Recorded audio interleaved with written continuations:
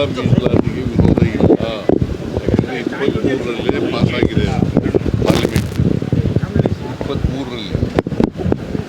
So ಅವರು implement ಮಾಡಬೇಕಷ್ಟೇ. ಈಗ ಮುಂದಿನ ಚುನಾವಣೆಗೆ ಇಂಪ್ಲಿಮೆಂಟ್ ಮಾಡಲಿ. ಈಗ ಅವರು constitution amendment ತಂದದರಿಂದ ಬಿದ್ದೋಯ್ತು.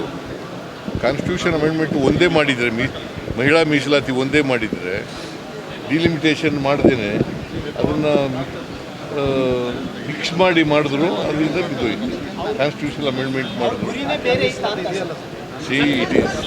They played politics. ಅವರು ರಾಜಕೀಯ ಮಾಡೋಕ್ಕೋಸ್ಕರ ಎರಡನ್ನೂ ಡಿಲಿಮಿಟೇಷನ್ನು ಮತ್ತು ಮಹಿಳಾ ಮೀಸಲಾತಿ ಎರಡನ್ನೂ ಒಟ್ಟಿಗೆ ತಗೊಬಂದಿದ್ರು. ನಾವು we are against only delimitation, we are not against women reservation.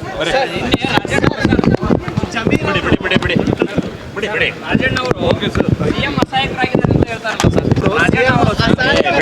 ಅಂತ ಹೇಳ್ತಾ ಇದ್ದಾರೆ ಸರ್. ರಾಜಣ್ಣ ಮೊದಲ ತರ ಸಿಎಂ ಇಲ್ವಂತೆ ಸರ್, ಈಗ ಅಸಹಾಯಕರಾಗಿದ್ದಾರೆ. ಮಾತಾಡಿದ್ದೀನಿ ರಾಜಣ್ಣ, ನಾನು ನಿನ್ನೆ ಕರೆದು ಮಾತಾಡಿದ್ದೀನಿ. Okay sir.